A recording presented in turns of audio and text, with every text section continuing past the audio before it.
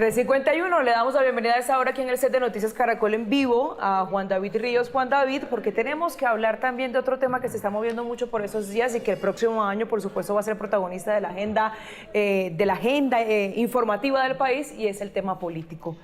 Usted nos tiene los detalles de lo último que se está moviendo, hablando de consultas además. Alejandra, bastantes movimientos políticos. Hoy lunes, estamos a vísperas por supuesto de Navidad, pero se ha movido mucho la agenda, se han movido mucho esas fichas políticas, porque tenemos una nueva consulta el día de hoy. Justamente ya la izquierda acaba de anunciar que se van a unir en una consulta llamada el Pacto Amplio. Está Iván Cepeda, está Camilo Romero, está Roy Barreras, que dicen que van a estar en esa consulta presidencial. Por un lado, el de la izquierda, pero por el otro lado también tenemos la consulta de la centroderecha, que son 6 precandidatos: Vicky Dávila, Aníbal Gaviria, Juan Manuel Galán, David Luna, Mauricio Cárdenas y Juan Daniel Oviedo, y le están haciendo ojitos a Paloma Valencia del Centro Democrático, que no ha confirmado, que esperemos que sea el día de hoy, pero aún así ese tarjetón electoral ya tiene algunos nombres. Ya sabemos tarjetones también de Congreso de la República, conocimos cómo será el de Senado. Esto ya arrancó. Sí, el 2026 electoral, digamos que desde hoy ya empieza justamente a funcionar. Y precisamente por eso tenemos a nuestro invitado, a quien saludamos inmediatamente aquí en Noticias Caracol en vivo. Les estamos hablando del registrador nacional, Hernán Penagos. Bienvenido, buenas tardes. Gracias por estar con nosotros. Buenas tardes, gracias por la invitación, saludo a toda la audiencia. Mira, vamos a hacer pedagogía, vamos a hablar de las elecciones al Congreso, vamos a hablar de sus tarjetones, pero si le parece, Juan David y registrador, comenzamos hablando de ese calendario electoral del 2026. Registrador, ya tenemos un panorama de lo que es como la resolución que se emite justamente con el calendario electoral, y hoy es una fecha importante porque hoy es el plazo para que los partidos desisten de participar en una consulta el 8 de marzo, ¿no?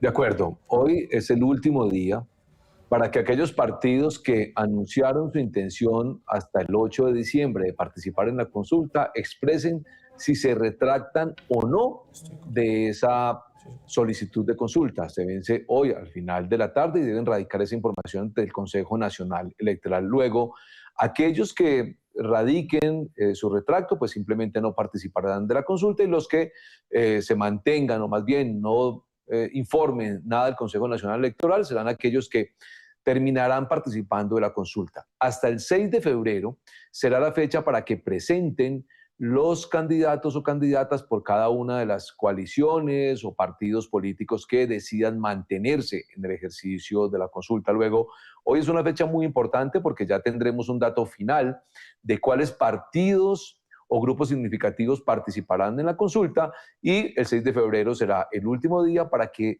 radiquen ante el Consejo Nacional Electoral y ante la registraduría el nombre de las personas que van a participar en la consulta para presidencia, que digamos de una vez, esas consultas se llevarán a cabo el próximo 8 de marzo, que es el mismo día en que se celebrarán las elecciones de Congreso, Cámara y Senado de la República. Luego será una consulta nutrida, importante, porque de alguna manera el hecho de que en medio de las elecciones para Cámara y Senado de la República se tenga una consulta, pues lo que significa es que se abrirán las 125.000 mesas para esa consulta y se imprimirán el total de las tarjetas electorales iguales al número del censo electoral, que puede estar alrededor de los 41,5 millones, 42 millones de personas.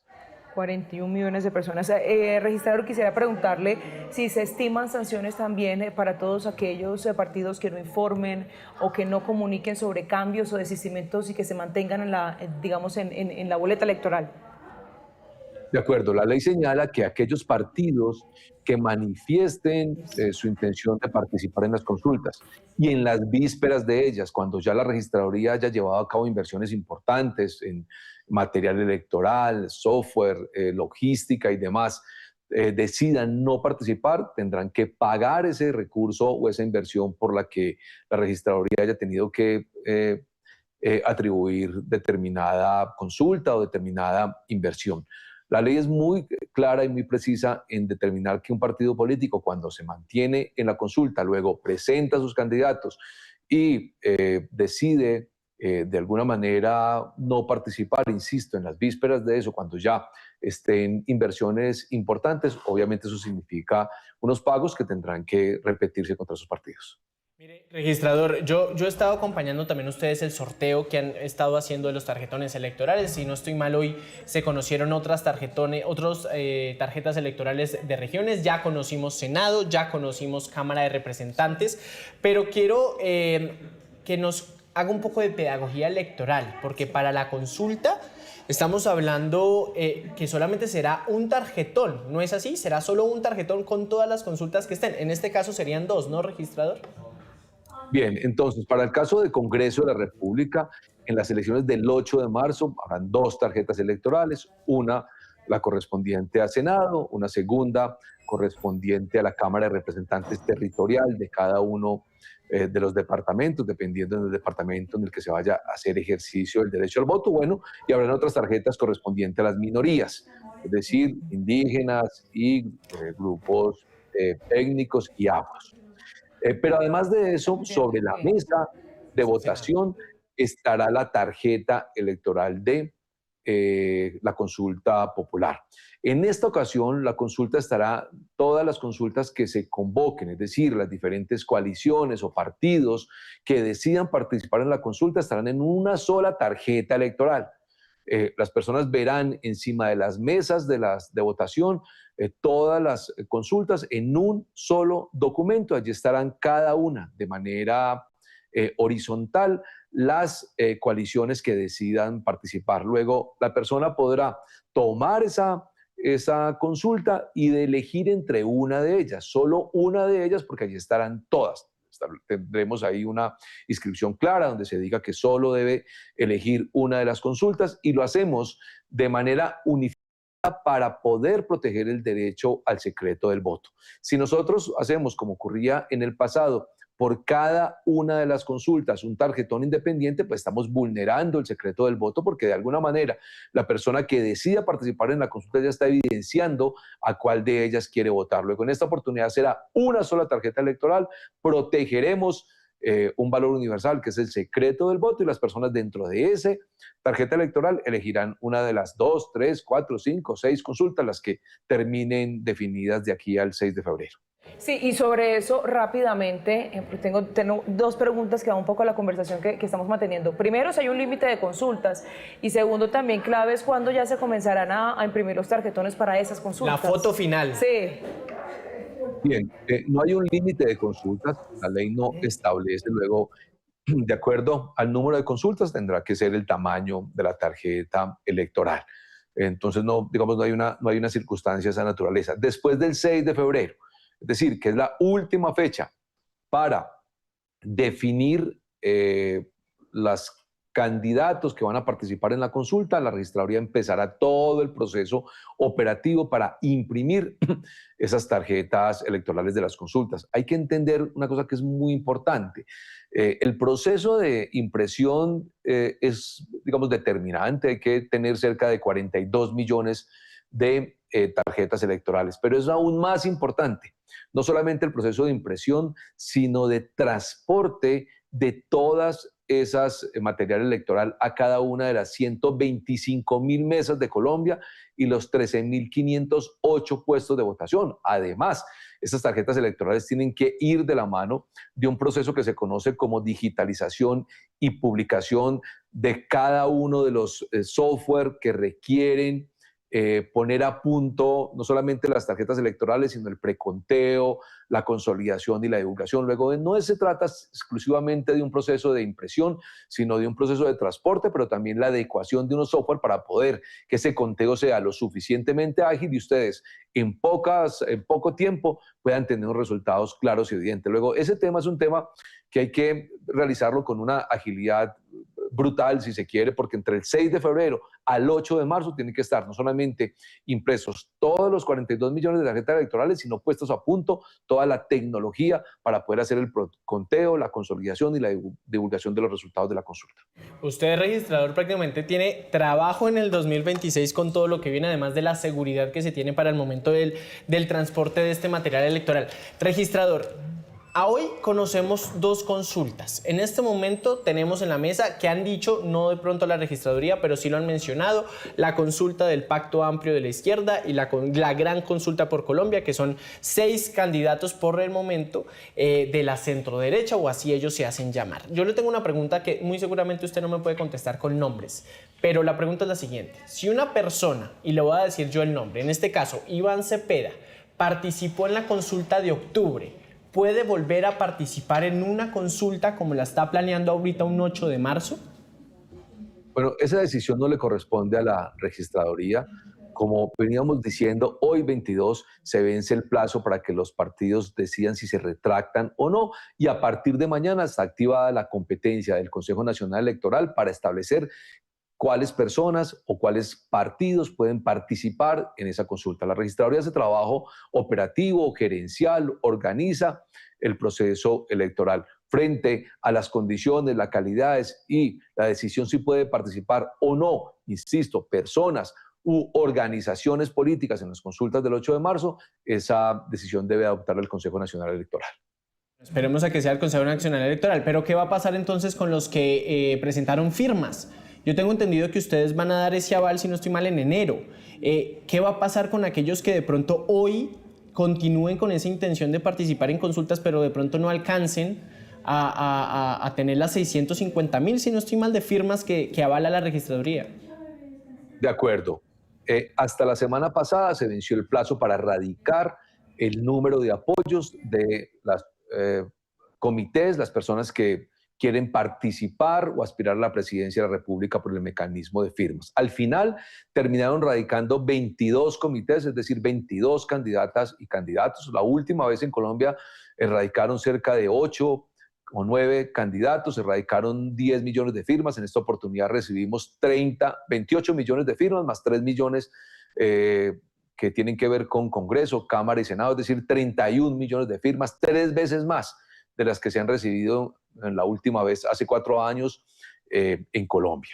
Eso significa que tendremos que trabajar desde la semana pasada, cuando se venció el plazo, hasta el próximo 21 de enero, que se le vence el tiempo a la registraduría para certificar si esas personas, esas candidatas y candidatos cumplen o no con el requisito mínimo para participar como candidatos a inscribirse a la presidencia de la República. Esos grupos significativos, o esas personas más bien, también tuvieron que informarle al Consejo Nacional Electoral si estaban interesados en participar en las consultas, y seguramente lo hicieron en su momento, es decir, antes de la semana pasada del 17. Una vez la registraduría certifique hasta el día 21 de enero cuáles de esos grupos significativos cumplieron con el requisito de las firmas, que son cerca de 635.000 por cada uno de ellos, ellos podrán entonces con esa certificación o inscribirse como candidatos a la presidencia de la República o participar en las consultas del 8 de marzo si logran agruparse con otras organizaciones. El 31 de enero, fecha muy importante, inicia la fecha de inscripción de aquellas personas que quieran aspirar a la presidencia de la República. Luego, quienes quieren hacerlo por el mecanismo de firmas, ya para esa época tienen definida por parte de la registraduría si cumplieron o no el requisito. Pero también, si anunciaron al Consejo Nacional Electoral la intención de participar en la consulta, lo pueden hacer una vez la registraduría les certifique. Como puede ver usted, la registraduría va a certificar antes del 21 de enero, lo que les da el tiempo suficiente para que decidan si se inscriben como candidatos o si participan en la consulta. Eso sí, si deciden participar en la consulta, debieron haberlo indicado al Consejo Nacional Electoral hasta el 17 de diciembre, es decir, así era la semana pasada. Sí. Registrador, lo cierto, y lo estamos comentando acá, se hizo una depuración importante, porque de más de 90 candidatos estamos hablando ya de 22, lo cual hace una gran diferencia. Pregunta también de esos, digamos, firmas, de esas firmas que presentan los candidatos, usted decía, son 635.000 las que le permiten el aval. ¿Ustedes revisan hasta que llegan a las 635.000 o aquellos candidatos que presentaron muchas más firmas, cómo es el proceso allí? Se van a revisar todas, de quienes presentan 1 millón o 1,5 millones o 2 o 3 millones, porque en la registraduría pues nuestro deber es verificarlas una a una.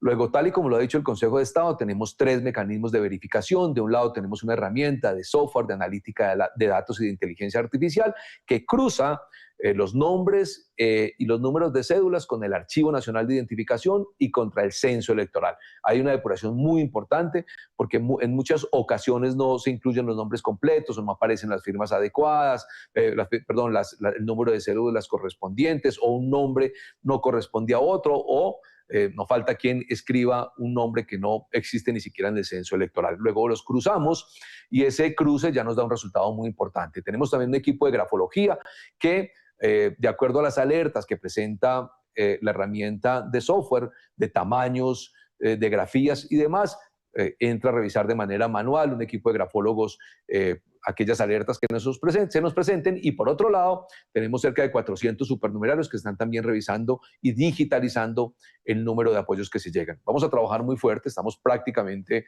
de tiempo completo trabajando desde la semana pasada y hasta el próximo 21 de enero para poder cumplirle al país, para poder verificar de manera muy juiciosa esas firmas y certificar a aquel que supere el número de ellas y obviamente negarle la certificación a quienes no lo cumplen. Vamos a estar prácticamente todo el tiempo, 24, 31, todos los días de aquí al 21 de enero revisando las firmas, porque insisto, en esta oportunidad, muy a pesar de que bajaron de 90 a 22 los grupos significativos, terminaron presentándose cerca de 28 millones de firmas para presidencia y 3 millones para Congreso de la República. Luego se triplicó el número de firmas desde la última vez, es decir, en la historia de Colombia nunca se habían radicado tantas firmas. Eso implica pues un trabajo incesante durante lo que queda de diciembre y el tiempo de enero para poder certificar a tiempo. 28 millones de firmas, y usted dice, señor registrador, que van a ser todas las que se van a verificar, por supuesto. Eso sí, trabajo y retos en materia de logística van a ser muchos, pero para ir cerrando, señor registrador, ¿qué otros retos ve usted? Y yo le quiero preguntar, por ejemplo, por presupuesto. ¿Se garantiza, por supuesto, que se dé el 2026 todas las jornadas, consulta, congreso, primera, segunda vuelta? ¿Qué retos encuentra usted? Y orden público. Hay orden público, por supuesto. Bueno, en materia presupuestal hasta este momento no hemos tenido mayores dificultades. Sin embargo, hay que decir, casualmente estamos trabajando durante todo el día de hoy en ese tema. Hoy hay un problema de caja grande en el Ministerio de Hacienda. Si bien ya están los contratos firmados, la dificultad ahora es el pago, el cash de esos recursos. En la registraduría se va pagando a los proveedores en función de las tareas que se van llevando a cabo. Recuerden que se trata de unos contratos que están firmados desde mitad de año hasta el próximo año. Se trabaja con recursos de este año, con vigencias futuras del próximo año, y hoy, digamos, hay unas circunstancias de caja importantes que vamos a ver en qué terminan, pero digamos, debo decir que por lo menos hasta este momento se ha logrado superar esas circunstancias. Hoy estamos casualmente con el Ministerio de Hacienda tratando de solicitar el hecho de que se puedan cancelar lo que se le debe a los proveedores y lo que debe pagarse en la vigencia de diciembre, y si no es todo, por lo menos una parte. Entonces, estamos un poco como en alerta. Y en segundo lugar, debo decirles, hay otras incidencias que son muy importantes, bien las decían en este momento. De un lado, los temas de seguridad que está ocurriendo en el país en las últimas semanas no es menor.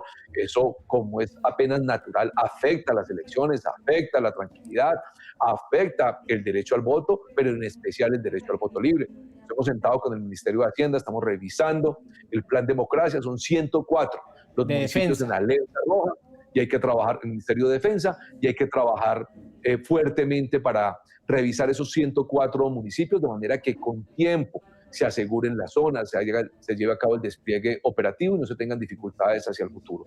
Luego, aquí se trata de entender muy bien que no es solamente el trabajo de la registraduría, aquí se requiere todas las entidades del Estado articuladas para el buen suceso del proceso electoral, y el tema relacionado con orden público pues está en cabeza del Ministerio de Defensa y de la Cúpula Militar. Pero registrador, cuando usted habla de problemas de caja, estamos hablando de cuánto dinero, ¿y esto qué implica? Precisamente para esta jornada con tantos retos de los que ya nos acaba de hablar. A ver, yo explico para que me entiendan un Sí. poco. Una es la disponibilidad presupuestal, es decir, la posibilidad de la registraduría contratar los servicios con los proveedores. Esa disponibilidad presupuestal está garantizada hasta el año pasado, hasta las elecciones de primera vuelta. Cuando se contrata con las diferentes entidades es porque se tiene un CDP, un certificado de disponibilidad presupuestal y un registro presupuestal. Esas dos tareas dieron la oportunidad de firmar los contratos correspondientes. Un segundo escenario, a medida que se van ejecutando las tareas que tienen cada uno de los proveedores, se le va pagando ya en recurso, en cash, los dineros que corresponden a la ejecución de cada uno de los meses, lo que se conoce como el plan anual mensualizado de caja.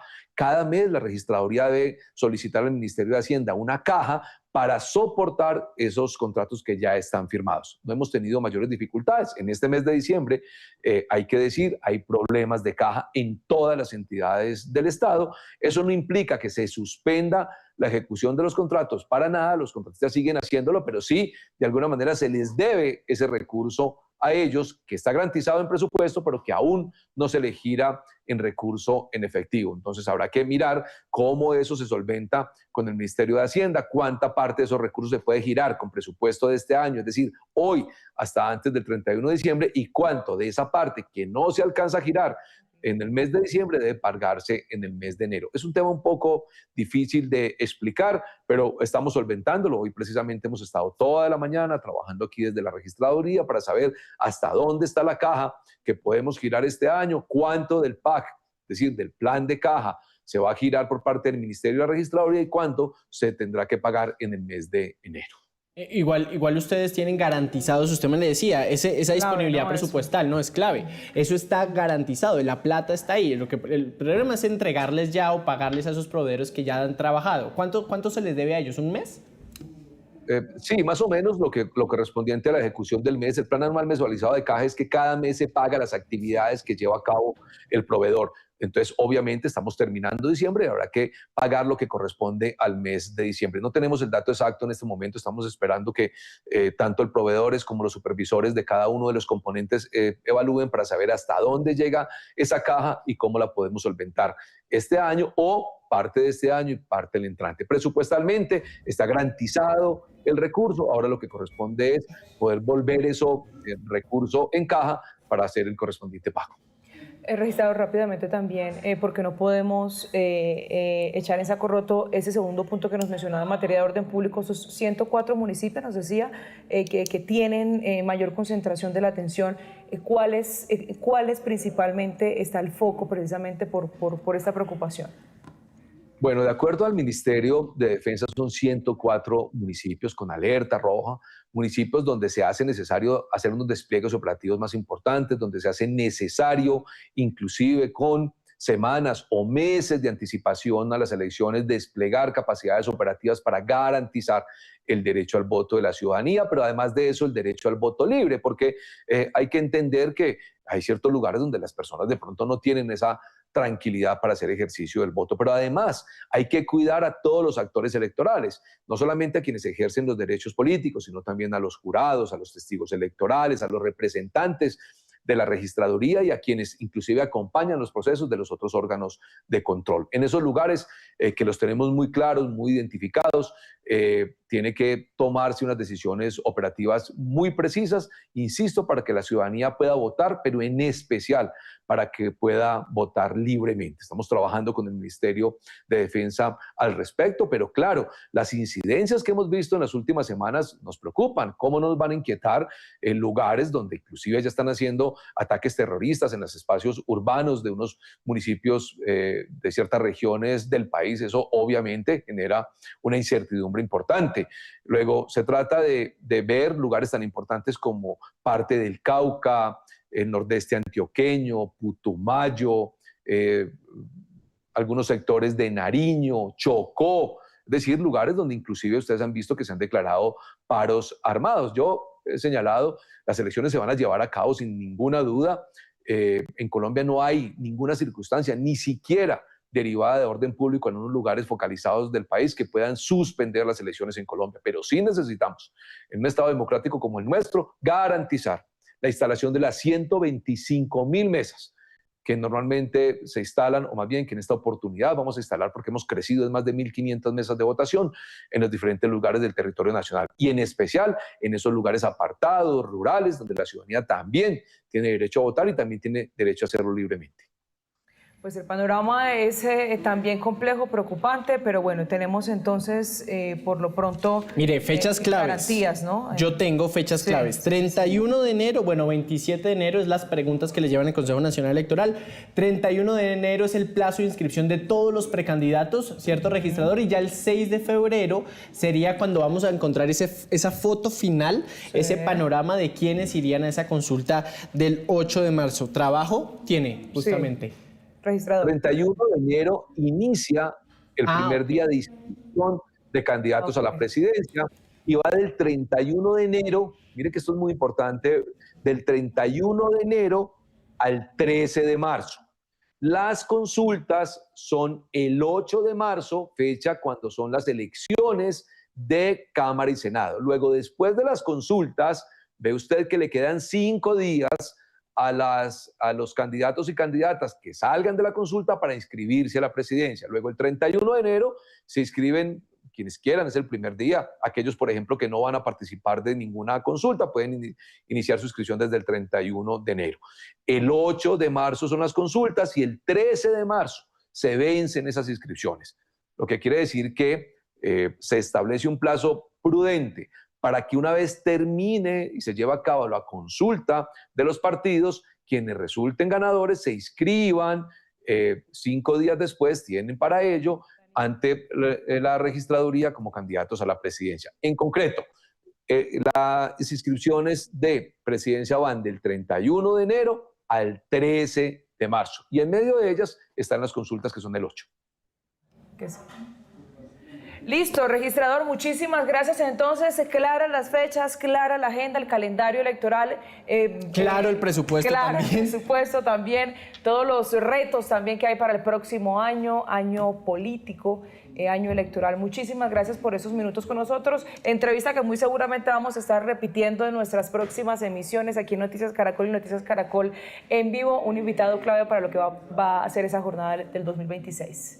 Registrador. Cordial saludo. Y un dato final, si me permiten, en este momento están abiertas las posibilidades para que aquellas personas que cambiaron de domicilio electoral, que cambiaron de ciudad, puedan inscribirse para votar el próximo año. Y las fechas son las siguientes: quienes se inscriban o quienes actualicen su domicilio electoral hasta el 8 de enero podrán votar tanto para Congreso como para Presidencia de la República. Y quienes lo hagan después del 8 de enero y hasta el 31 de marzo, ya solo podrán votar para Presidencia de la República. Es muy importante que la ciudadanía entienda que un derecho fundamental de apoyar la democracia y de hacer espíritu democrático es salir a votar. En Colombia se hace necesario mayor participación y estas fechas son determinantes para que la ciudadanía pueda ejercer ese derecho, para que pueda votar tanto para Congreso como para Presidencia de la República. Feliz Navidad, muchas gracias.